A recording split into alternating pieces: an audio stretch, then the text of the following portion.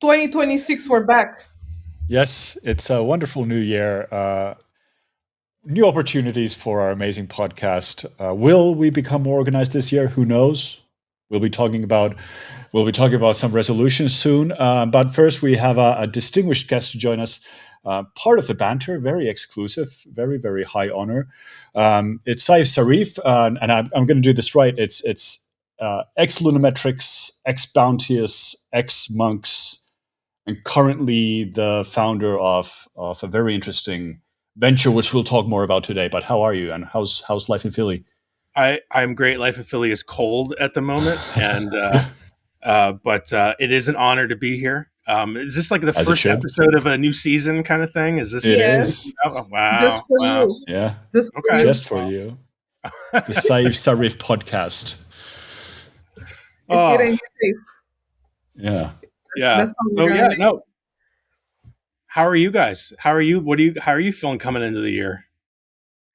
Well, optimistically, I'm just kind of looking forward to see where the AI slop leads us. I think that's like the last year was a deluge. So I think what's the next word for it? in the scale of different types of floods? I think we're just going to amp things up this year.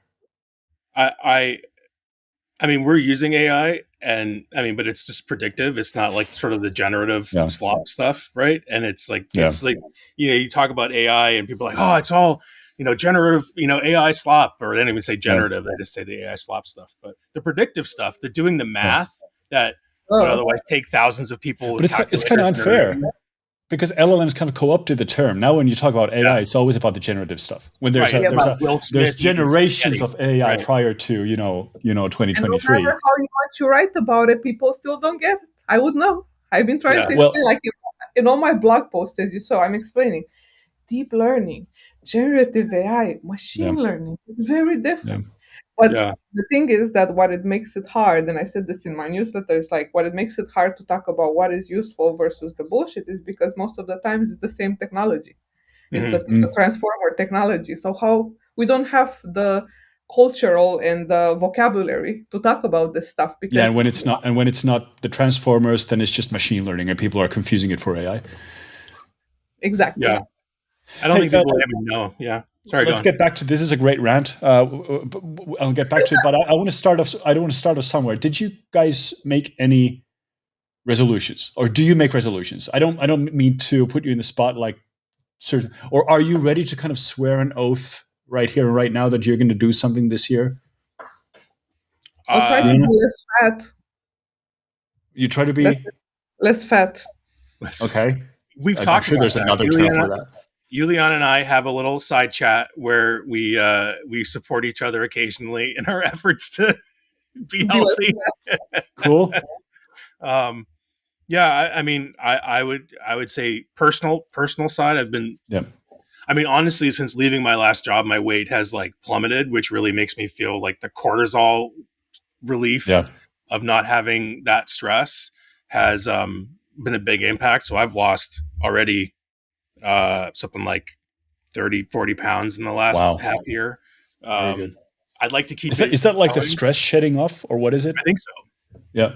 Yeah. I mean, it was just it's like night and day when you're when you're in any kind of environment that's just not where you want to be. It's just, or just a stressful environment. You're just not taking joy in it anymore. And so kind of moving to one where, starting my own business, have some partners and kind of doing something again where I'm excited, I'm talking to people about what we're doing and I'm legitimately like excited about what we're doing. And that's just, I think it makes a difference. But it sounds like you're doing something right, that it's not causing the same kind of stress to you. Like I'm sure it's stressful to be a founder of a new business in some ways, but that it's not manifesting itself in kind of negative ways and health wise, which is kind of typical. Like if you do the 24/7, bootstrapping and then going after funding, it doesn't do good for you mentally or physically. But the fact that you're right there saying that it's been a good time health wise translates to me that it's also gone well with your business and your plans. I mean, it's going well. Will it continue to go on? I don't know. And I'm not going to sit here and say, oh, I don't feel any stress whatsoever. The founder stress of starting a business, particularly where we started and we had no clients and no revenue, and going from literal zero to building a business is maybe one of the most stressful things I've ever done. I did it once before, but I was younger and had naive and had no real idea about whatever, and didn't have kids and didn't have responsibilities at the time. And so yeah, the stress is big, but I think that it's a different kind of stress. And you are when you're building something for yourself, I think it's easier for me to deal with that stress. And it's funny, the word generative, like there's a personality term called a generative personality where like I don't relax by doing nothing. If you put me in a room, and I think you guys are probably similar, right? If you put me in a room and say, oh, you don't have to do anything today, like I go nuts. Like I'm going to be depressed by the end of the day. I need to do something. And so when you're doing that for yourself, there's maybe, there is a lot of stress, but it's sort of a healing nature to it, maybe, as opposed to making some, billionaire you've never met before a little bit wealthier while you're trying to keep your team from starving is a stress that I no longer want a part of. Hey, some of us too are trying to stay here. Some of us. There are good places and there are bad places, like Lunametrics was probably one of the, the best places I ever worked, best times I ever worked somewhere. Yeah. So happy Sayf and I are trauma bonded. You what? We are trauma bonded. For life. Yeah. But we're both in a better place, and that's all that matters. Yeah, definitely. What is your 2026 resolution? Because I feel you have one, Simo. Not me. Well, I don't. Nothing. I didn't put anything in writing, and I didn't notarize it or anything. So it's because that's bitten me, in the past. But health and fitness related for sure. Very little to do with my professional life, except maybe to kind of just keep downshifting. Not in terms of hours that I put in, but in terms of like the mental balance between what do I want to focus on versus what do I get money from. So that's certainly it. I really want to, aside from the health and fitness stuff, I really want to focus on just creativity and tinkering and building things again. Not necessarily vibe coding, because I think that's the undercurrent these days when anybody in the tech industry says they want to build something. But just being creative and trying to figure out how that fits into Simmer as well. And so I didn't have anything like that. Last year was such a tough year in many ways that I'm going to be happy just pushing things towards a better place, like even in like baby steps.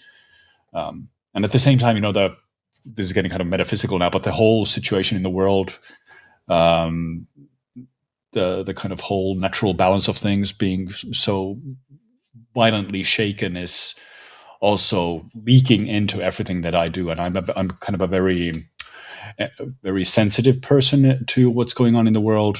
And it really impacts my vibe. So I'm trying to learn kind of maybe meditation or something. I've never done it before, so that might be something to kind of give a go. People always told me that I should meditate. And I was just like, my brain is not capable of meditation. I'm not a meditator. The idea of sitting on the floor in the lotus position. There are different, like you're a doer and you relax by doing that. There are ways to turn that into meditation as well. Like it doesn't always have to be the stuff. You can actually build Lego and meditate. That's meditative for many people. Yeah. And for me, like what I found is that like, I had the wrong idea about it. And what I realized is that, so we got a second dog, nice. Who is she's like 70 pounds. She wakes me up at 6 o'clock in the morning, no matter what day it is or time it is, or whether I have to sleep in or not. Very insistent. We go for walks, and it's good. That's, it's good for me too. It helps me lose weight to go out and take walks. Yeah. But I realized that just going out, listening to music on like a 45-minute dog walk, I'm just thinking, the whole time, just thinking. And I realize like that's meditation for me. So like I'm realizing that I do meditation every day. I just happen to be walking the dog while I do it instead of the lotus position. Yeah, I think it's wherever you can kind of center yourself and choose what your mind focuses on. I think that counts. Screens off. Whatever it might. Exactly. Yeah. Typically, notifications off. Some brain rot helps sometimes when you're brain dead. I feel like that's when I start like my Instagram and watch like dumb shit, and it really helps me kind of like center. But I think I'm like you, Sayf. I can't sit. That's why I cannot take baths. I'm not a bath person. I like to shower. I cannot sit in my own filth. I don't know. That's exactly what my wife. That's exactly what my wife says. Like, why would I want to sit in my own filth? Yeah. Who wants to do that? So I write. So I put myself in front of the computer and I write very long articles. But it's like that's how I, get my energy back. But I bought this Aura ring, supporting Finland businesses. Go Finland. Go Finland. And I'm actually I'm taking pictures of what I eat and I log it in the app. And ever since I'm doing this, I realized I became more like I'm putting a bit more attention into what I eat. So today I only had steak and salad and just a very, and I'm so happy, and I actually started being more careful with how I sleep. It does help with sleep a lot. Like my sleep was horrible. So this Finnish company is amazing. Like I love their app and what they're trying to do, and big fan. So also like fitness is and not fit this whole food in my mouth. Like actually fitness, it's so important. And yeah, it's into my mouth.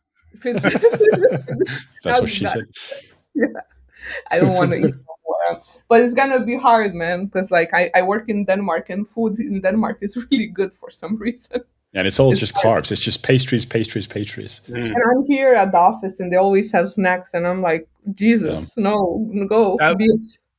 That was the hardest back when I worked in the office when I was trying to lose weight in the past. And there's always food.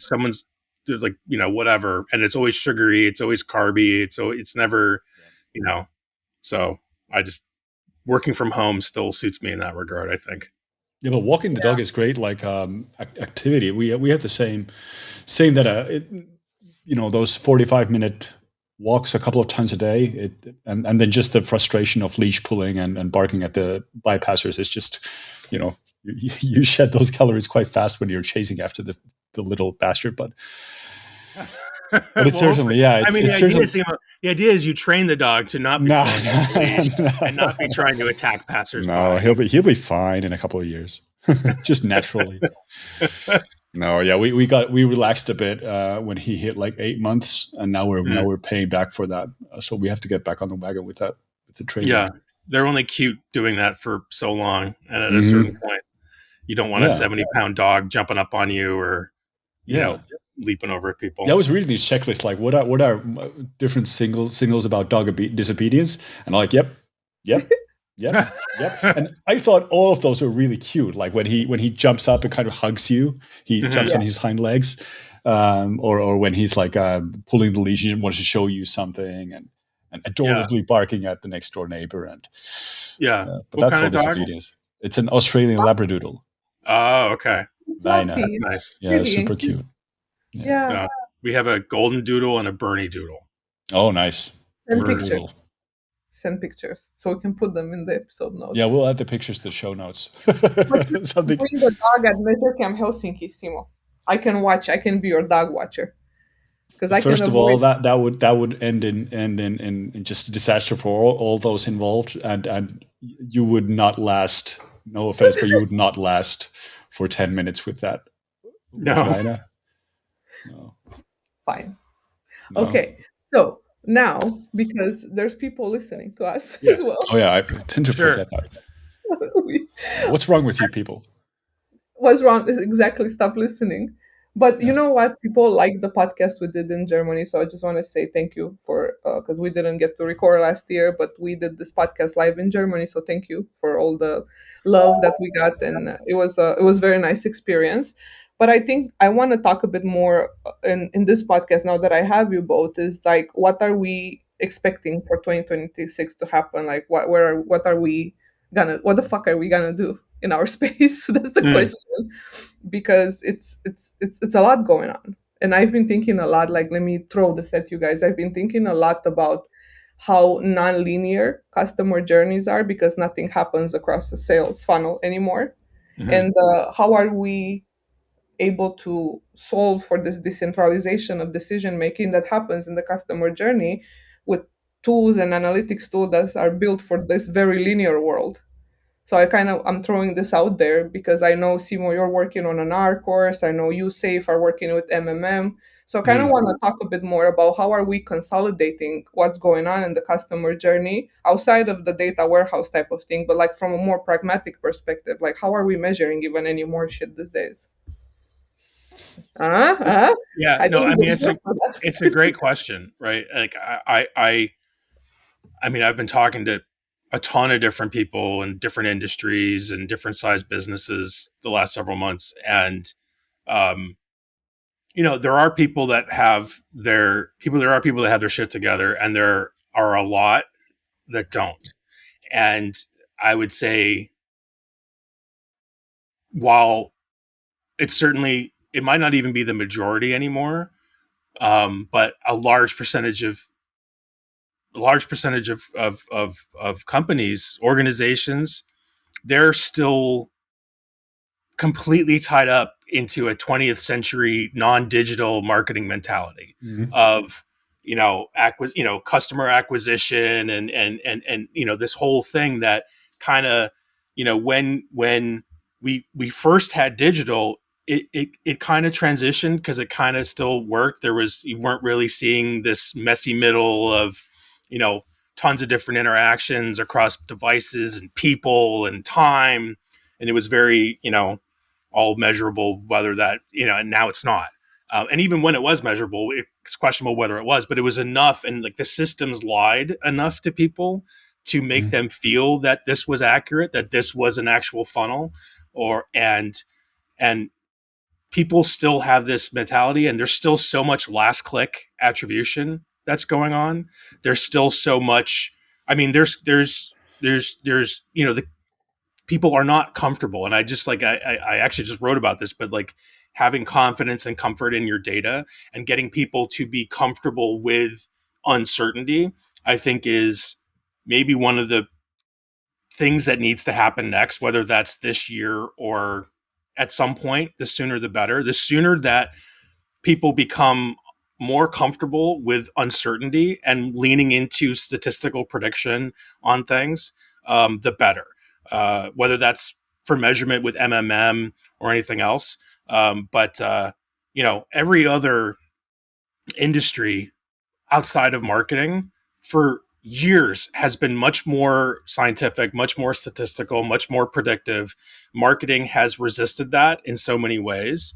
And, people continually lean towards, I'd rather just be comfortable. And even, I'm talking to people where, rather than there's people that want to take a chance, and I appreciate those people. Those are the people I want to work with. I want to work with everyone. But there are people that because they're Google says that they get credit for 100,000 and Meta says they get credit for 100,000, but they only sold 120,000, means that they don't trust anything. And, they're going to drop Meta, or they're going to cut this, or they're going to put everything into PMax and Google. And so you have people pushing these budgets into AI black boxes from a spend side, and just ignoring it and saying, and kind of divesting themselves from responsibility because they go, well, I'm using this walled garden, and it's telling, their AI is telling what to do, so I'm not in trouble, I'm just doing this. And you get a consistent number that you can give to your COO, and so on and so forth. And I think that that's because they feel more comfortable or confident in that, the numbers that they're getting, as opposed to being comfortable with the uncertainty of the fact that I'm gonna if I'm buying something, it's a it's me looking at stuff, it's my wife looking at stuff, sometimes it's my kids looking at stuff, it's on multiple devices, it's looking at I'm hearing a podcast ad, I'm going to the website, I'm going to Reddit, I'm going to wherever else, and it's just, what's the order? And it takes 6 months, and then I go buy a cheap pair of costume $17 gold sunglasses, right? Like, whatever that is, people need to be okay with saying, well, we think this is what it is. Here's our level of certainty. You should, that's what you should take, as opposed to believing, sort of what I would almost call false narratives or false confidence in, some of these numbers that are getting delivered. So anyway, that's where I stand for 2026. I I think also people need think to get better with uncertainty. yeah, I actually recently wrote about this. I was doing analysis for this client, very big client from the UK, and I never owned, as you know, Safe, because we work together. I never owned the data transformation part. I was always owning the storytelling, the insights, putting decks together and making it work. So now, because this role is quite technical, I own the whole transformation. The GA4, the BigQuery, had to learn how to unnest. Like it was a whole experience. So like my learning was every number you put on a dashboard or on a deck is the outcome of 500 micro decisions that you have to make. That's it. Every time you put a filter, every time you use regex, every time you remove something from when you query the data, it's a choice that you make. And you make so many choices based on how things can be in the business, based on what the media team is gonna say, because you might show something that is not gonna look good for them or for the client. And in the end, you just get with some data, which is maybe some sort of distant proxy of the reality. But my biggest learning for last year is that you need to learn how to live with it, because it's not gonna be one to one ever. Ever. It was a very big lesson for me. But like back to what you were saying and throwing this at you too, Simo, is like, don't you guys think that we are too obsessed in marketing with the channel performance? Like we're only looking at the channels all the time. We're so obsessed to kind of like chase the Yes. customers across all the channels, and like we kind of like ignore whatever the fuck else is going on in the business because we're so obsessed on the funnels. I don't know. I don't know. I have a very cynical take, but I'm just going to let I want Sayf to hear keep it. going. Yeah. No. I'll I tell you want why to you hear what both are Timo says, wrong. but what I would say is that I would say yes, people are too channel obsessed, but I would say sometimes that's okay. I mean, every answer in our field is basically it depends, right? It That's depends. uncertainty, right? Every answer is it depends, but I think that it's kind of like moving. It's about using more structured metadata, having more dimensions of data, and looking at that. And channel is a dimension, but it's not the only dimension, right? Yeah. So, like if you have consistent, creative campaign, or you have whatever that you want to distinguish what you're doing, how you're doing it, have that as the structured, have that in metadata, have it be another dimension that you can look at, and potentially you could be looking at your cat versus your dog creative as opposed to your channel A versus channel B performance, right? What's the performance of the work of a specific agency versus another specific agency? Maybe that's more relevant than channel.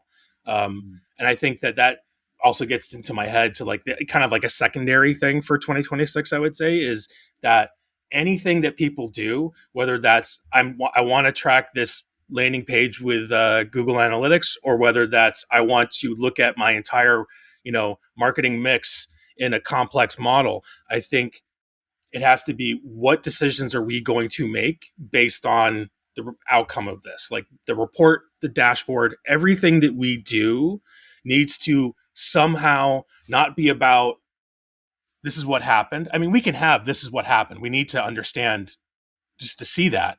But the value needs to be this is what we need to do, right? So like if we get a report and says this is what happened, then unless there's something where we say, okay, because that happened, I'm going to make this change, I'm going to do this thing. If we're just seeing what happened and it doesn't actually affect our decisions, then it's I don't want to say it's useless or a waste of time, but I mean, we should be focusing on things that make decisions.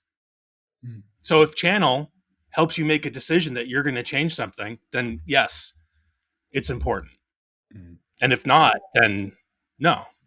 It's also complicated because there's different teams. Sorry about that. Let me turn off my Slack. There's also different teams that own different channels, and then they make decisions. Like if you have a team that does social, they're just Mm-hmm. gonna focus on social. They don't care what happens, when Yeah. affiliates. So that's kind of like where I'm stuck mentally this year. Is like, how can we try to look at things more holistically. And a way I think about that all the time is kind of like getting that power as an analyst to be able to consolidate all this data that you're looking and going and writing that code, And I'm throwing it at Simo with this because he's also like working right now on a course with data analysis with R. I'm a big fan of Python. So I think the analysts these days should learn how to analyze the data themselves and not be, because I think while maybe our stakeholders are channel centric, us as analysts are becoming too platform centric, and we stick within the confines of a platform versus actually taking power ourselves and trying to get this data and try to analyze it in a way that I don't know is meaningful. But I'm biased because I'm an analyst.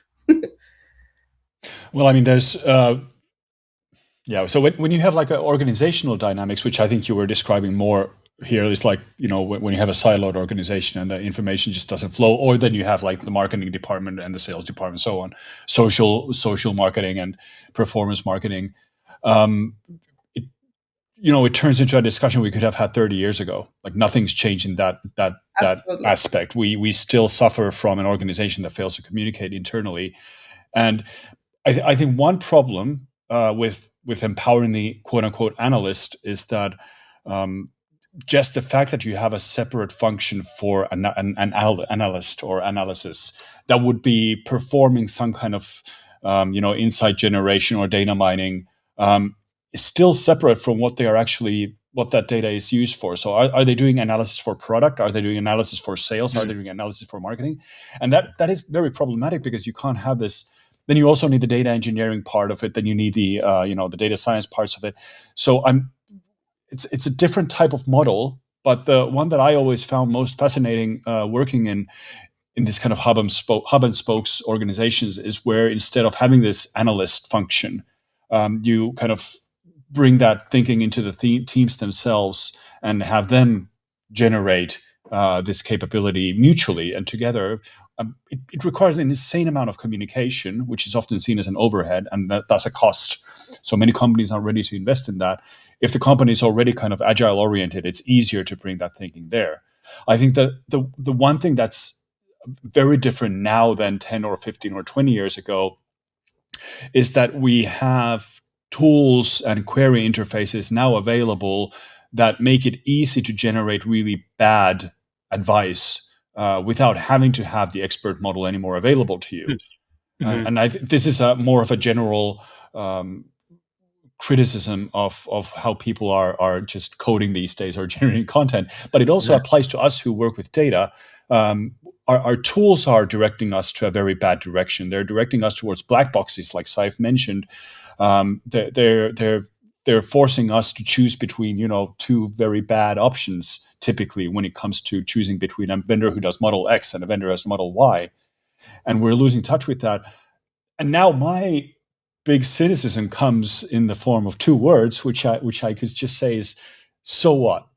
Like, so what if we have people who are still believing in last touch or using, classic GA or Urchin, just generated.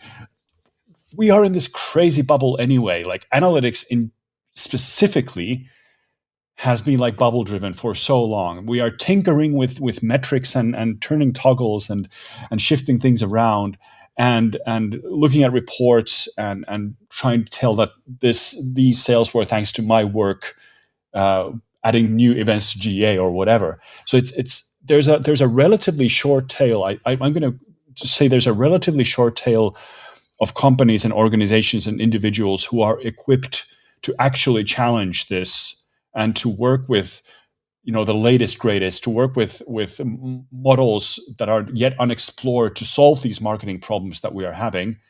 And then there's the long tail who just go happily by the day-to-day, and organizations support them because, believe it or not, even if they're working with the worst possible data or the worst possible tools, they can actually still generate results for whatever reason, divine intervention, whatever. And I think that's fine. And I'll let you butt in right now, but I just want to, we are all three of us quite deep in this, in the terminology and in the concepts and in the history of this industry.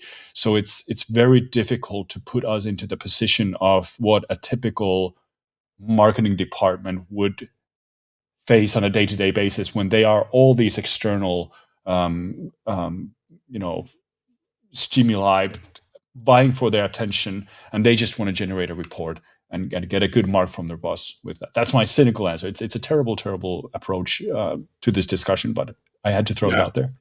I mean, the one thing I was thinking about, I was talking to someone recently who they're not able to measure, or they don't measure a lot of stuff that they do. They just don't have the data. They just follow industry guidelines. Yep. Right. This much money here, industry guidelines. I know people that are spending $500,000, $1 million on social media influencers to create content on YouTube or wherever. And, I asked, how do you measure the effectiveness? And they go, we don't. Right. Like I think at the bottom, if someone was utilizing Urchin and actually using that to like the fullest degree of Urchin, they would not necessarily be at the bottom rung of like the use of people using data, because there's people that are literally they would be using no data, right? Yeah. So I think the other thing to that I was thinking is and kind of to your point about where an analyst kind of lives, and also like Juliana, you mentioned like the different teams, like social media team versus like the whatever team. Like I've been seeing more talk about moving more towards like a pod kind of mentality, rather than not having a social team, not having a media team, but having multiple people with expertise on a single team, and they run like a certain element of like the marketing or the campaign. Then maybe it makes sense to have, from a data collection perspective, data engineering perspective, kind of makes sense to have a centralized sort of data governance, data engineering kind of central hub. But around that, the functions of that, not having these things. Because again, like to your point, Juliana, I think, you see these things where they're they're working on getting from A to B from a social perspective and optimizing on that. But the overall marketing is like, that doesn't help us at all. Like, we shouldn't be doing that, period. We should be doing this, or this is what we should be doing. And then you come in and say that to someone, and, then the CMO goes, what am I supposed to do? Fire a third of my team because we shouldn't do that anymore. And then you get into that stuff too. So having a pod model where you have different expertise spread about, whether even within having an analyst within, embedded in there, feels to me, if you have that at scale, it feels to me like a better. It could, road. And then you could have the data governance team handle the contracts and the validation and the engineering side of things, and then come in, swoop in with expertise when needed. That is a very, very functional way to do it. It is ridiculously difficult to implement in an organization that isn't ready for that kind of a model. Like if it's anything to do with like traditional waterfall silos, it's a ridiculously difficult blueprint to implement. Yeah. Well, I mean, at a certain scale of company, the number one problem is change management, which just basically translates to get humans to do things that, they don't want to do. Which translates to communication, like just the way the communication is structured. Say, which is the hardest thing to do. Yeah, it is. Yeah. My approach this year was to just kind of like, before I even jump in to work with anybody, I'm doing a lot of workshops and kind of like try to build a metric tree with the whole teams. I'm trying as much as I can to get people from different teams where I build this metric tree. I'm like, okay, what is the company's main goal? Profit. Everybody wants to make profit. Okay, what are the 3 metrics that your leadership is following? Because that's where you want to see. And then, okay, but what are you measuring that ladders up to your leadership, that ladders up to the main goal? And then, okay, but how are you actually measuring this? So when you put that on a slide with the whole team in a workshop, everybody's like, oh, okay, we're not doing this, and this is not connected to that. But that's very hard to achieve, and it's very slow. So people probably make trade-offs for speed all the time, so they just can't continue just to carrying on.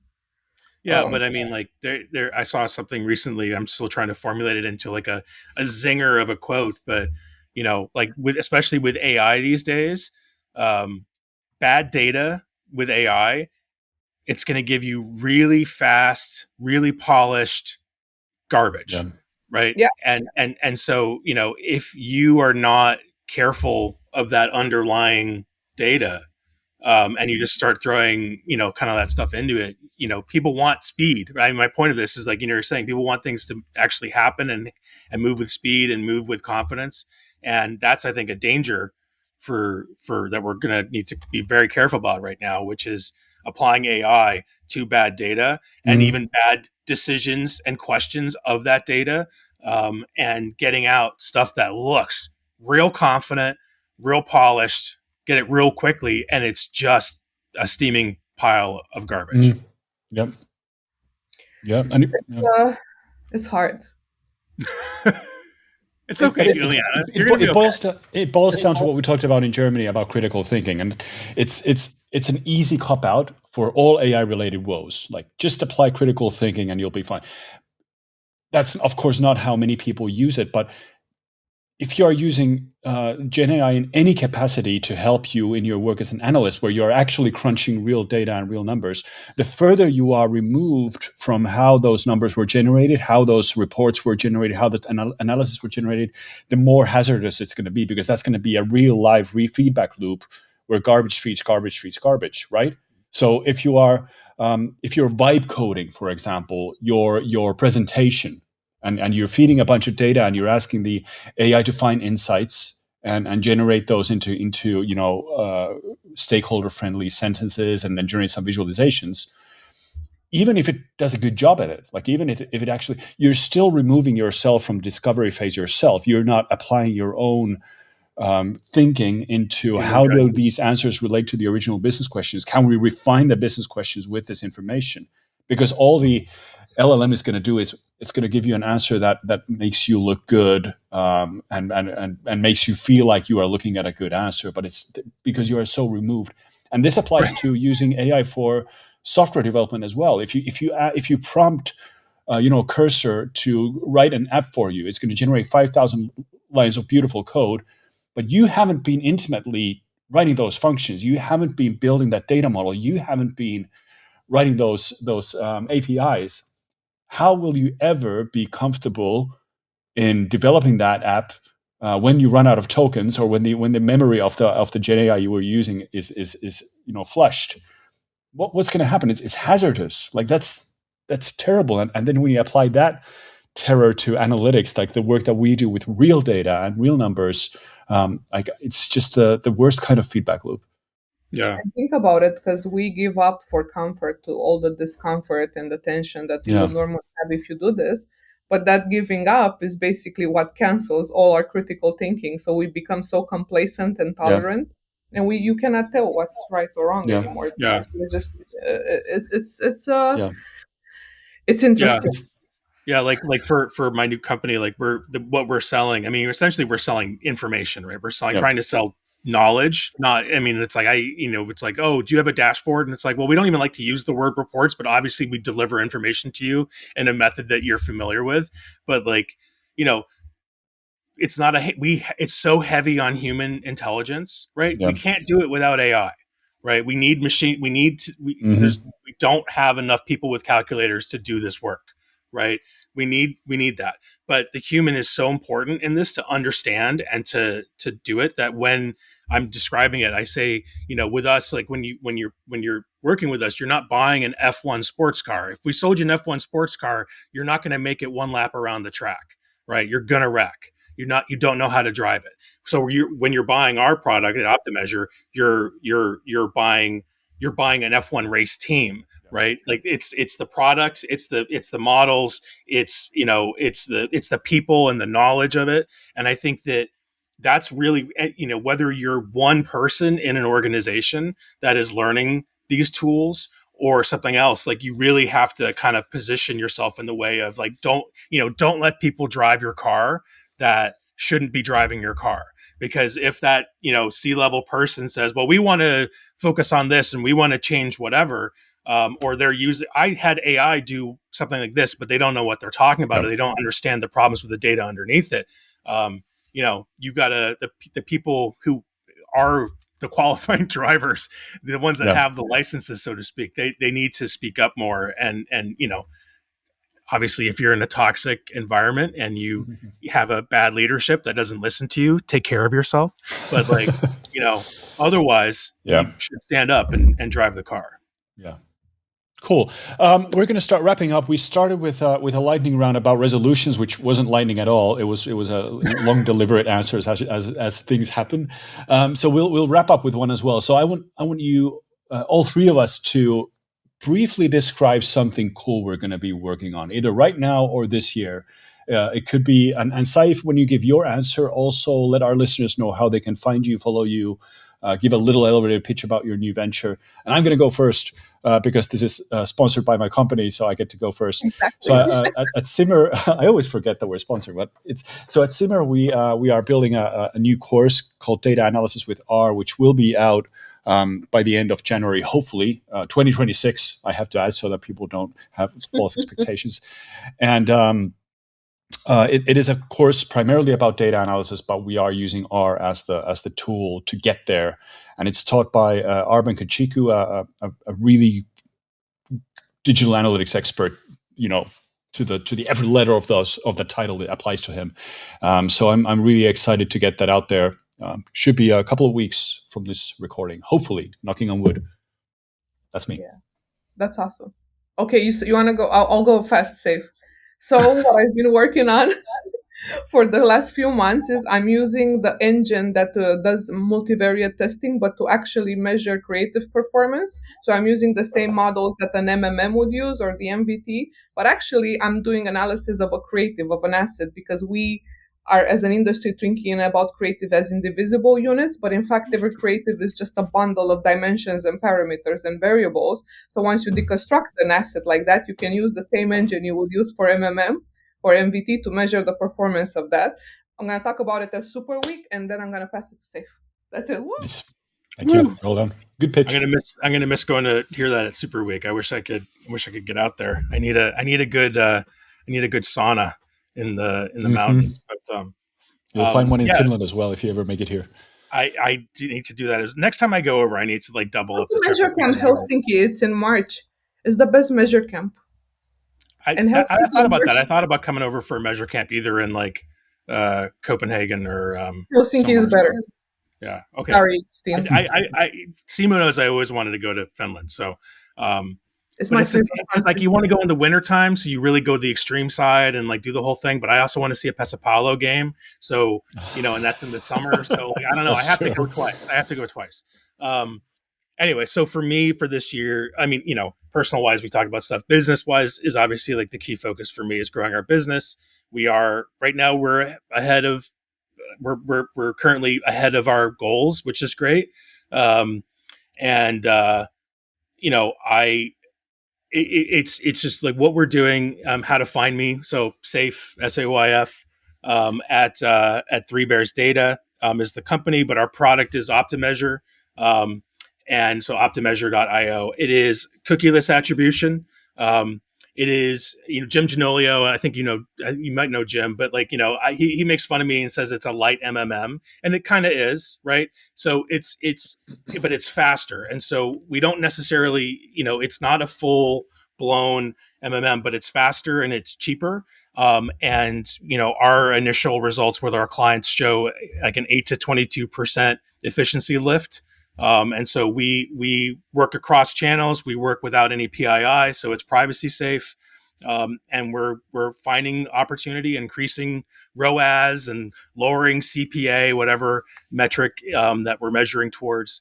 And it's just we're adding in new features already. Like we're looking at using AI for creative fatigue and creative effectiveness, and machine learning audiences for high and low performing stuff, and all this stuff. Like the focus is really just like, because like I think like for so long, I mean, we've known each other for such a long time, and I think that we always struggled in the past, or I did, with getting to value. It was always just about we need to collect data, we need to report on data, and when you start pushing for we need to make decisions on this data and we need to get value of a data, you start getting that resistance. And so the what I really am enjoying about this is that we're so hyper focused on this is about getting value to make predictive decisions, that you can actually take the data you have and use it to make data informed decisions that can improve your business. And it's just so value focused that to me is fun, and I'm excited to continue this year building the business and hopefully continue to stay paced faster than what our goals are. I mean, we're not going, it's not crazy yet, but hopefully at some point. Yeah, so excited for that. Awesome. Yeah, thanks. Well, I think stats are going to have a comeback. They're going to get their glow back in 2026. I really feel that myself. So cool. Yeah. Well, thank you for coming, Sayf. We need to say goodbye right now. We hope that everybody has a great 2026, and for who we will see at Super Week or Measure Camp Helsinki, there's a lot of stuff going on. I'm going to drop them in the episode notes, and keep an eye out on Simmer. The course is coming by the end of this month, hopefully. So by the time you listen to this episode, it should be coming soon. So knock on wood. And tune in for our next episode, which will be out in 2 to 52 weeks. Nobody knows. And also use the coupon code Deviate. That's DVEIATE for 10%. Well, this is why I do that. Why I do the spelling. DEVIATE. Coupon code Deviate to get 10% off any individual course. Thank you for reminding me about that as well. But not on the new course, right? No, of course not. No. Yeah. Okay. Thank you, Sayf. We have to get our money somehow. Thank you, Sayf, so much. Have a good time. Yeah. Don't leave.